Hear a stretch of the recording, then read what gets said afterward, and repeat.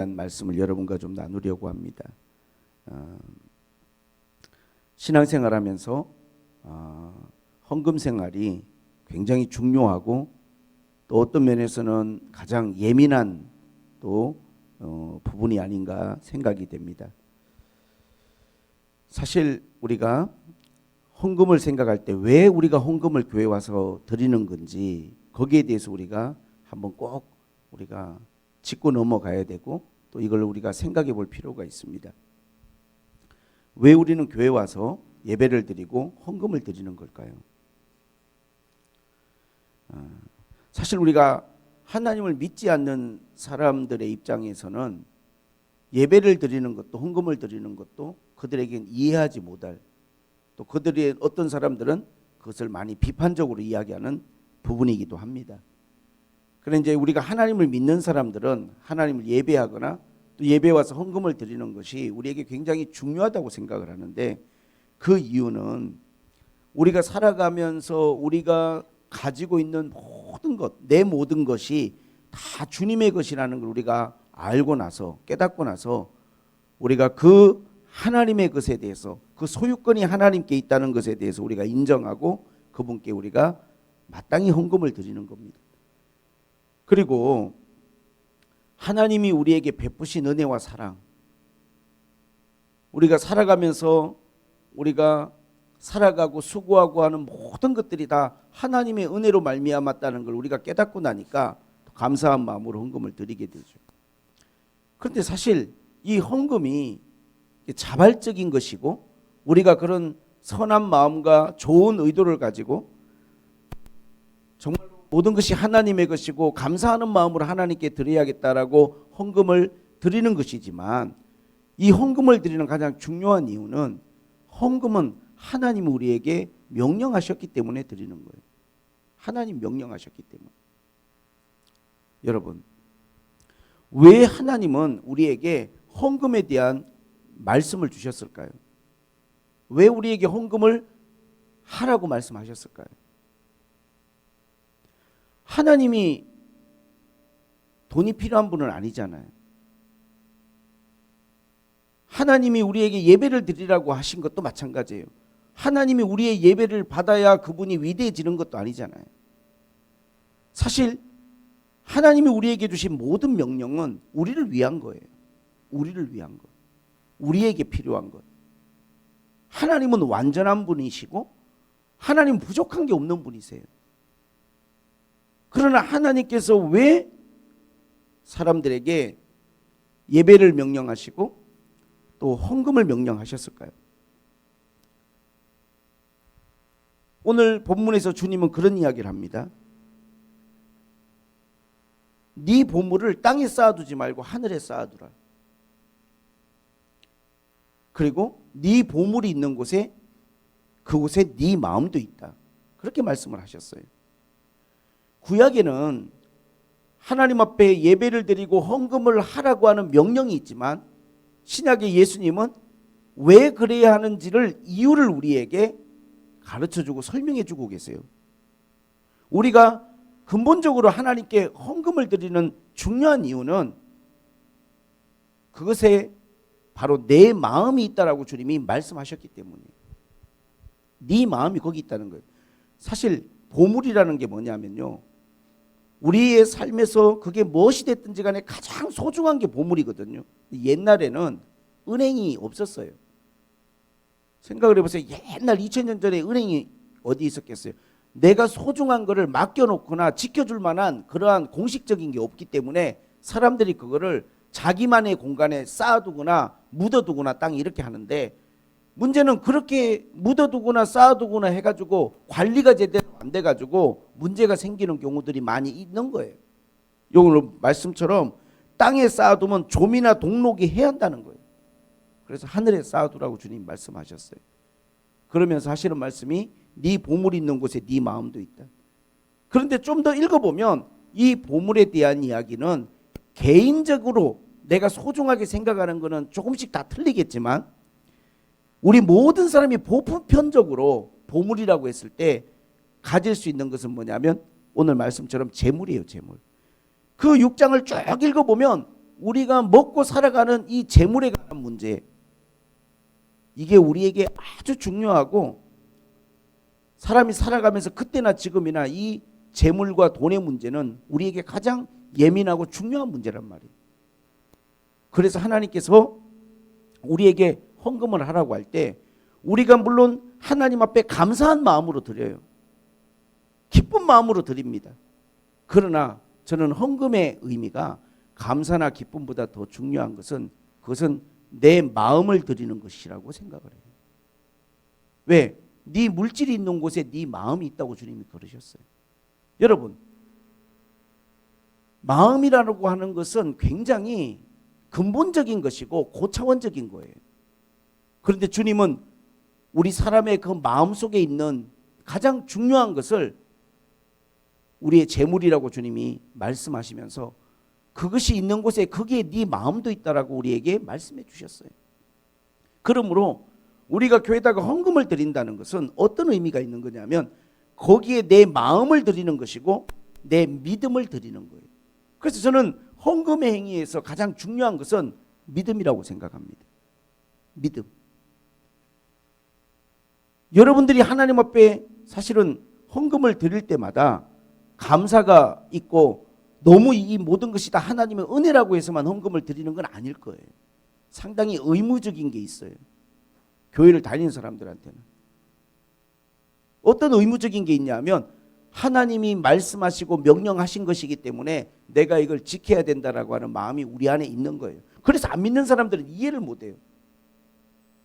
그거를 우리가 교회에다가 심지어는 목사님에게 이거 헌금을 바치는 행위라고까지 사람들은 비난하거나 오해를 하지만 적어도 믿는 사람들이 하나님 앞에 헌금을 드릴 때는 하나님의 말씀과 명령에 내가 순종한다라고 하는 믿음의 표현, 내 마음의 표현으로 드리는 거예요.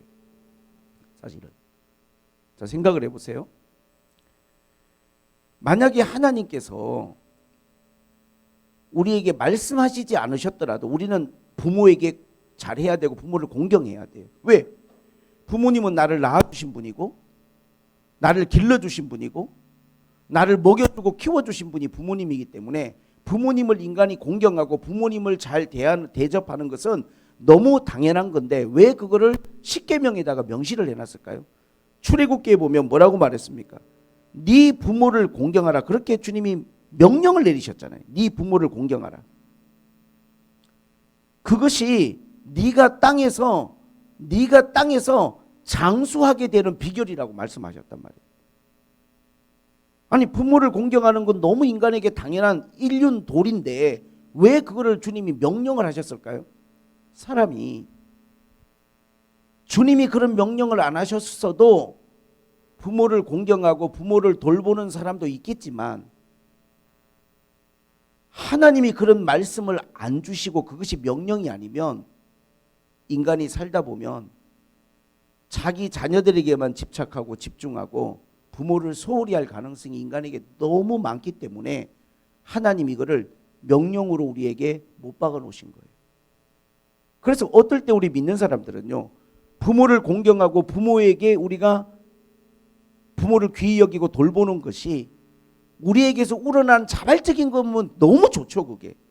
그건 너무 당연한 거고 그러지 않을 때라도 하나님의 말씀을 늘 기억하면서 내 부모를 잊지 아니하고 항상 우리가 돌보고 귀하게 여기는 마음을 우리가 말씀을 통해서 배우는 거예요.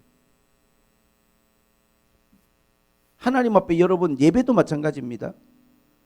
하나님이 우리에게 명령하지 않아도 우리가 하나님을 예배하고 다 해야 되지만 왜 십계명의 안식일을 정해놓고 와서 예배를 드리라고 했을까요? 그날을 하나님 앞에 구별하여 드리라고 했을까요? 그렇게 명령하지 않으면 인간이 그 말씀들을 지키지 않고 살아갈 가능성이 너무나 많아. 인간에게. 하나님이 인간을 제일 잘 알아요. 하나님이 인간을 제일 잘 알아요. 10명의 문둥병자가 고침을 받았어요. 예수님이 10명의 문둥병자를 고쳐주셨는데 한 사람만 예수님께 와서 감사를 표했어요. 그때 주님이 나머지 9명도 고쳐줬는데 그들은 어디 갔느냐? 왜 너만 와서 감사를 하느냐? 문둥병을 고쳐주셨으니까 당연히 주님 앞에 와서 고쳐주셔서 감사하다고 하는 게 너무나 당연한 거지만 사람은 그 당연한 것을 안 하고 살아가는 사람이 훨씬 많아요. 그래서 만약에 여러분 성경에서 부모를 공경하라는 말씀도 없고 안식일을 지키라는 말씀도 없고 헌금을 하라는 말씀도 없고 이런 말씀들이 없다고 하면 자발적으로 이런 것들을 잘 할 수 있는 사람이 얼마나 될까요? 내 스스로가 그런 것들을 지키며 살아가는 사람이 얼마나 될까요? 마땅히 당연히 해야 될 일임에도 불구하고 우리가 그렇게 살아가지 못하는 사람이 너무 많을 거예요. 그래서 하나님께서는 너무 당연한 일이지만 마땅히 우리가 해야 될 일이지만 명령으로 주셨어요. 명령으로.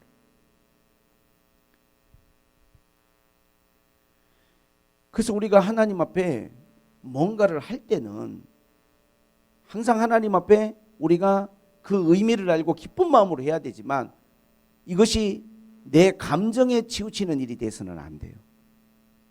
우리가 예배를 드리는 게 오늘은 기분이 좋으니까 교회 가서 예배 드리고 오늘은 내 기분이 좀 다운되고 안 좋으니까 예배 드리지 말자 이럴 수 있는 게 아니잖아요. 명령이잖아요. 그래서 우리가 기쁘나 슬프나 비가 오나 눈이 오나 교회 와서 예배 드리는 거잖아요. 하나님께서 우리에게 예배를 명령하셨기 때문에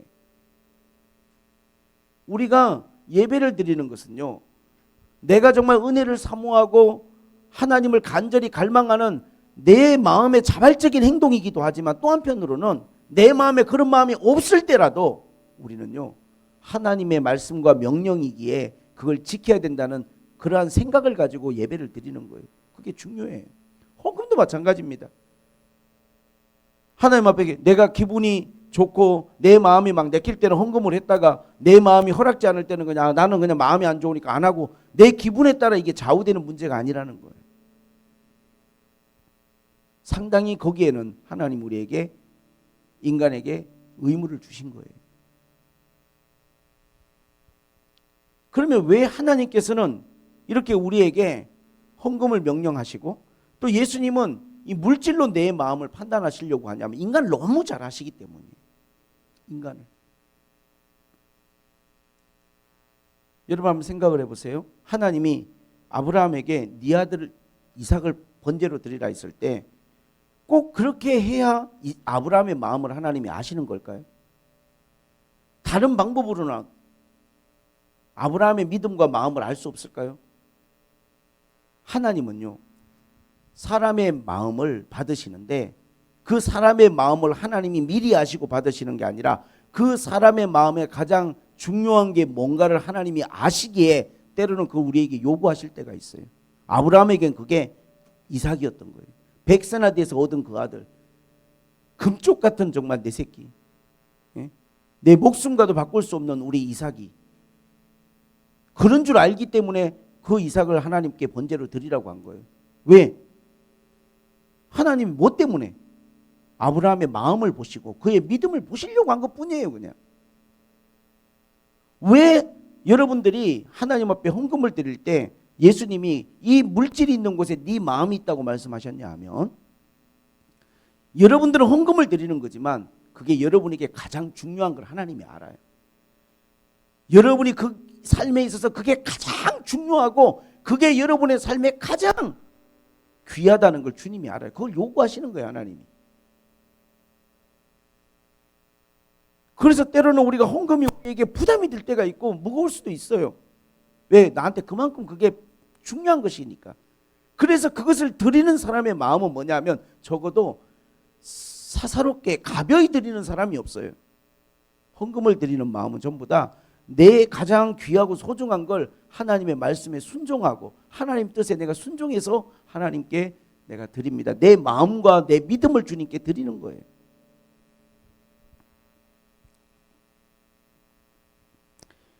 그래서 주님이 구약에 보면 절기 같은 거를 명령하실 때 레위기, 출애굽기, 신명기 보면 빈손으로 내게 오지 말라 이런 말씀하세요.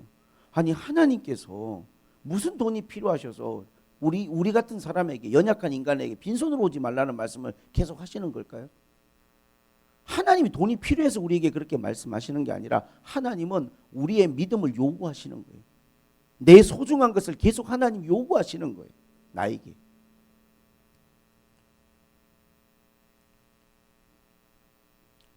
그래서 우리가 구약의 마지막 성경 말라기에도 하나님이 이스라엘 백성들에게 너희가 내가 너희에게 준 땅에 들어가서 그 땅을 살아가면서 내 규례를 온전히 지키지 않았다. 아니 도대체 우리가 하나님 말씀 뭘 안 지켰습니까? 그랬더니 주님이 하시는 말씀이 그것은 나에게 드리는 11조와 봉헌물이라. 너희가 이것을 하나님께 온전히 드리고 나에게 돌아오라. 나에게 돌아오라. 그럼 하나님께 돌아가는 길이 뭡니까? 너희가 이 명령을 지켜야 된다. 그러면 나도 너희에게로 돌아가리라. 주님이 그렇게 3장 7절 8절 말라기서에 말씀하죠. 너희가 나에게 돌아오면 나도 너희에게 돌아가리라. 나에게 돌아오는 게 뭐냐? 너희들이 하지 못하고 있는 그 하나님 앞에 11조와 봉헌물을 하나님 앞에 드려라. 그렇게 주님이 이스라엘 백성들에게 말씀하셨어요. 이스라엘 백성들이 하나님의 백성이지만 그걸 못하는 거예요. 왜 못할까요? 그것이 너무나 자기들에게 소중하고 중요한 것이다 보니 그것을 하나님 앞에 드리는 게 너무 부담되고 힘이 드는 거예요. 그래서 못 드리는 거예요. 예배를 드리고 하나님을 섬기지만 이게 안 되는 거예요. 그만큼 여러분, 헌금이라는 것은 하나님 앞에 이것이 우리의 믿음과 결부되지 않으면 하나님 앞에 드릴 수 없는 것이 헌금의 문제예요. 그러면 이 헌금의 의미를 가장 성경에서 잘 설명한 말씀들이 보니까 바울의 서신들에 나와 있어요. 바울은 로마서 15장, 고린도전서 16장, 고린도후서 7장, 갈라디아서 2장에 계속해서 헌금에 대한 이야기를 많이 해요. 가장 헌금에 대해서 많이 설명한 사람이 사도 바울인데 그 사도 바울이 말하는 헌금이란 단어의 원어가 3가지 정도로 나와요. 첫째는 코이노니아라는 단어가 있어요.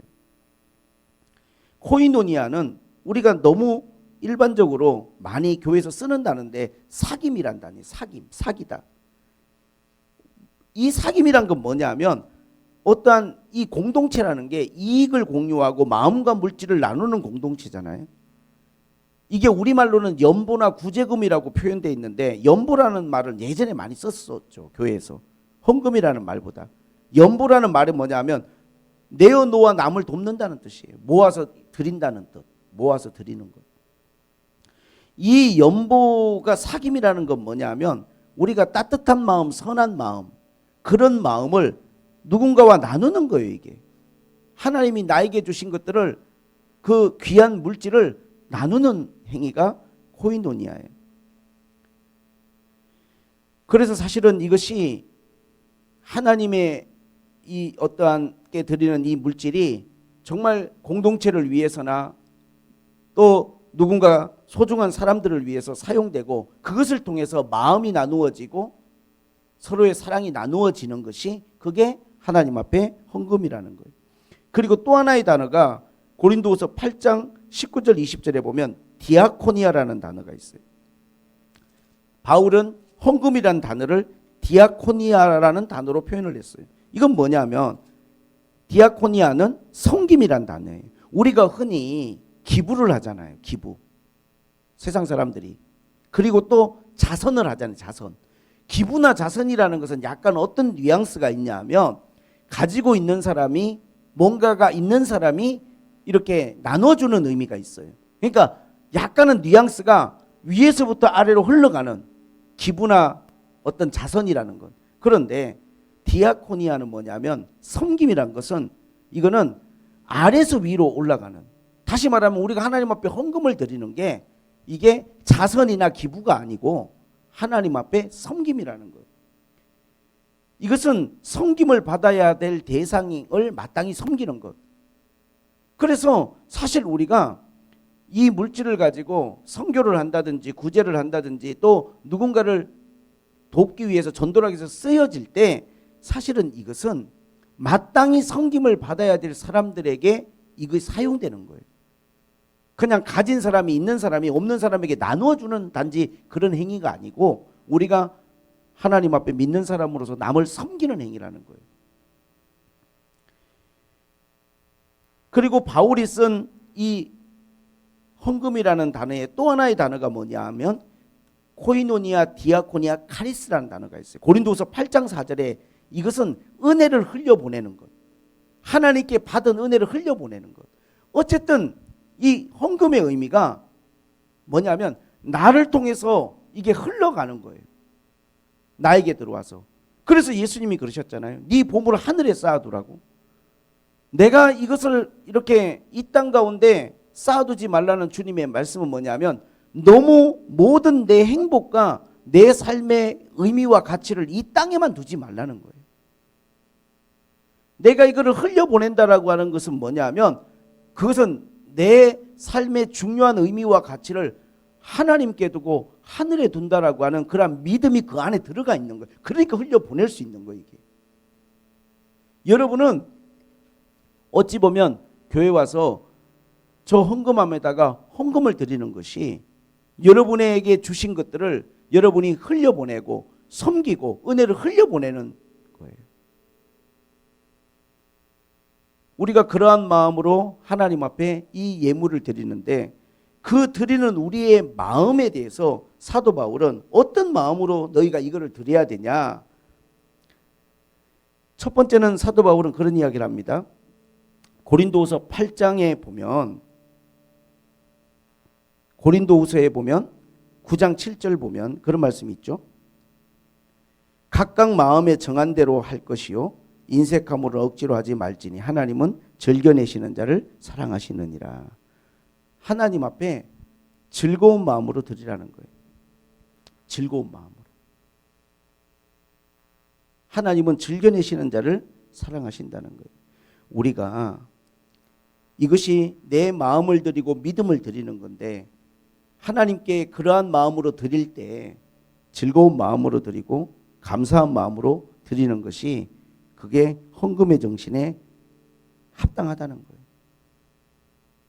사도 바울은 하나님 앞에 헌금은 즐거운 마음으로 하나님은 즐겨내시는 자를 하나님은 사랑하신다 그렇게 말씀하셨어요.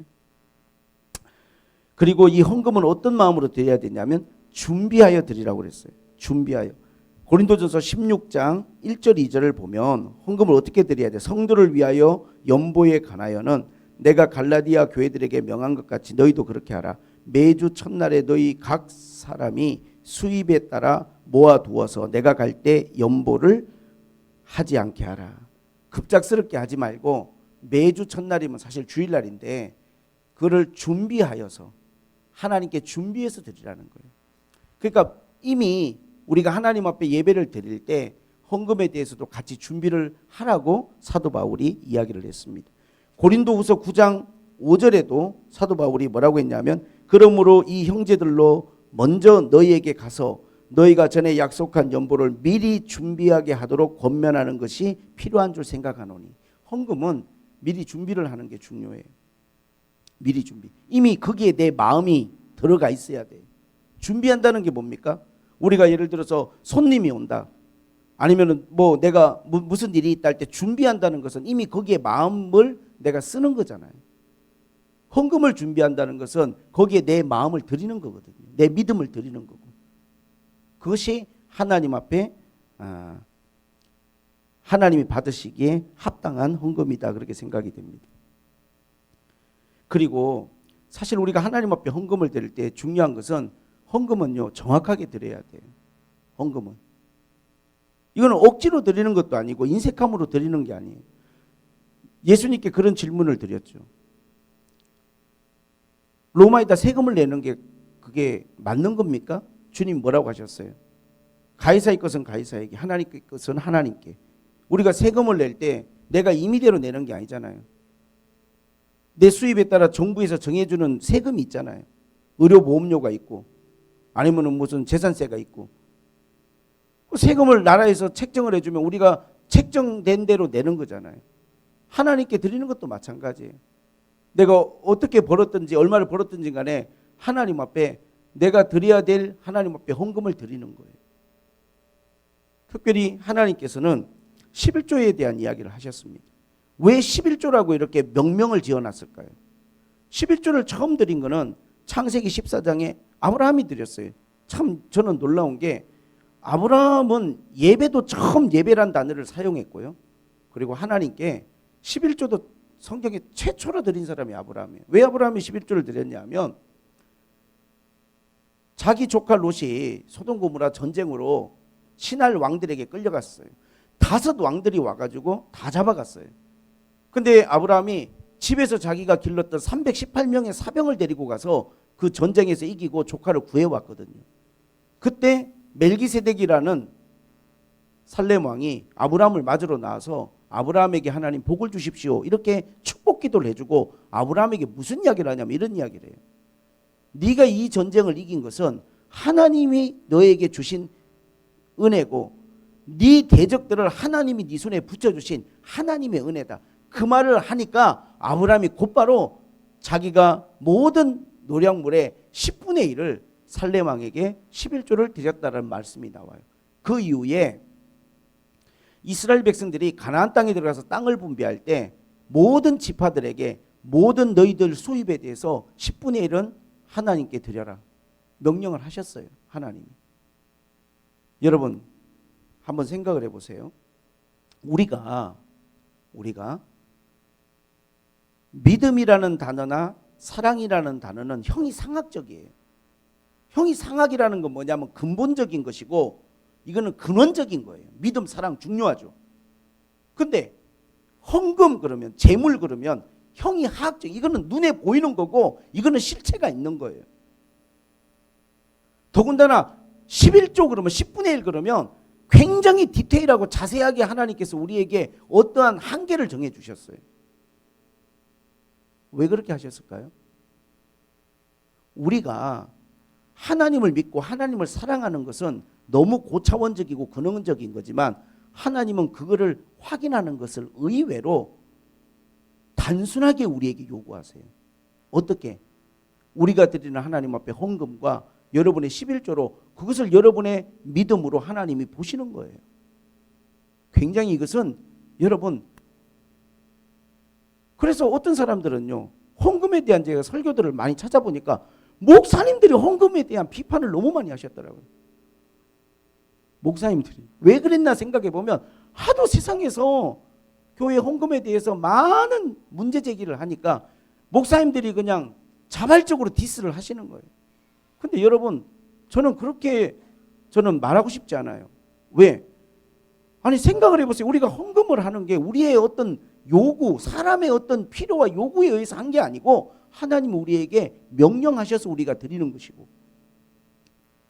하나님 명령하셔서, 그리고 그 헌금이 사용되는 부분에 있어서 우리가 관심을 가지고 하나님 앞에 그것을 잘 사용하는 데 집중을 좀 해야 될 것 같아요. 그래서 저는 이 헌금에 대해서 우리가 너무 소극적인 것은 합당치 않다고 생각해요. 성경을 보면 의외로 하나님 우리에게 강력히 요구하십니다. 저는 성경에서 인상적인 것 중에 하나가 뭐냐면 과부의 2렙돈의 헌금에 대해서 주님이 하신 말씀이에요. 예배를 드리러 가는데 옛날에는 예배당 앞에 헌금함이 이렇게 막 있었어요. 나팔 모양으로. 거기다 사람들이 헌금을 집어넣어요. 지금은 지폐지만 과거에는 전부 다 동전이거든요. 이 돈이, 화폐가. 근데 부자들은요 거기다가 돈을 막 집어넣으면 소리가 얼마나 동전들이 우르르 떨어지는 소리가 들잖아요. 근데 과부니까 남편도 없고 가난한 과부가 엽전 2개니까 우리 돈으로 2렙돈을 제가 찾아봤더니 한 2,000원 정도 되는 돈인데 이 돈을 그 헌금함에 넣었어요. 딸랑 소리가 났겠죠. 딸랑 소리가. 근데 예수님이 하시는 말씀이 저 부자들이 드린 헌금보다 이 과부의 이 헌금을 하나님이 더 크게 기쁘게 받으셨다는 거예요. 왜? 이 과부는 자기의 생활비 전부를 드렸다는 거예요. 저는 이 말씀을 보면서 어떤 분들은 그래요. 와, 이런 식으로 교회에서 헌금을 걷어가나? 아니, 이 가난한 과부가 무슨 돈이 있다고 교회다 꼭 이렇게 헌금을 해야 하나? 없으면 안 하면 되는 거지. 여러분 어떻게 생각하세요? 만약에 우리가 인본주의적으로 생각을 한다면 저는 주님이 그 과부의 헌금을 보면서 이렇게 말하는 게 맞다고 생각해요. 아이고 하지마. 뭘 그걸 없는데 과부가 우리가 오히려 보태줘야 되는데 무슨 거기다가 2렙돈, 아이고 그거 그냥 한 끼 식사인데 그걸 왜 헌금을 해? 하지마. 그게 맞죠. 사람이라도 저는 그렇게 할 것 같아요. 만약에 여러분이 진짜 넉넉하고 경제적으로 여유가 있는 분인데 진짜 어려운 사람이 여러분한테 뭐 하려고 그러는데 여러분 낼름 받으면 어떤 느낌이 드세요? 와, 진짜 가진 사람이 무섭다. 있는 사람이 더하네. 이런 마음이 안 들겠냐고요. 아니 근데 왜 주님은 과부의 엽전 그 두 렙돈을 하나님은 그 칭찬을 하셨을까요? 칭찬하셨다는 건 뭐냐면 그 의미와 가치를 중요하게 여기셨다는 거잖아요. 하나님은 한 번도 우리에게 헌금을 금하거나 헌금을 하지 말라고 하신 적이 없어요. 오히려 하나님은 그것이 우리의 믿음이고 우리의 마음이라고 칭찬해 주셨어요. 마리아가 옥합을 깨뜨리고 여인이 옥합을 깨뜨렸을 때 그걸 왜 깨뜨리고 허비하냐고 제자들이 이야기할 때 주님은 나를 위하여 그 여인이 장례를 위해서 준비한 거라고 칭찬해 주셨어요. 여러분, 우리가 신앙생활을 하면서 인본주의적인 생각을 가지고 세상의 기준으로 보면요, 헌금만 부당한 게 아니라 지금 여러분들 주일날 이렇게 모여서 예배드리는 거 얼마나 비판하는지 몰라요. 기독교인들 이 코로나 시국에 왜 모여서 예배드리냐고. 우리가 하는 걸 세상 사람들한테 인정받고 그들이 이해해 주기를 바라면서 하는 게 아니에요. 여러분, 우리는 세상이 나를 몰라주고 심지어는 나를 핍박해도 이게 하나님이 나에게 명령하신 것이고 이게 내 믿음이니까 예배도 드리고 헌금도 드리는 거예요. 나에게 가장 소중한 것을. 그런 의미로 우리가 하나님 앞에 내 믿음과 마음을 하나님께 드리는 것입니다. 마지막으로 그런 이야기를 하면서 마무리하고 싶어요. 제일 문제가 항상 문제가 드리는 게 문제가 아니고 사용되는 게 문제더라고요. 사용되는 게. 교회가 이걸 너무 잘못 사용하니까 특히나 교회가 돈이 많아지고 이 재물이 많아지면서 많은 문제가 생겨요. 이 성직자들에게도. 그래서 세상 사람들에게 비난을 받는 거예요. 그런데 초대교회 보니까 그런 일이 똑같이 있었더라고요. 사도행전 6장에 보니까 교회가 헌금이 많아지면서 이 헌금 문제로 인하여 갈등이 생긴 거예요.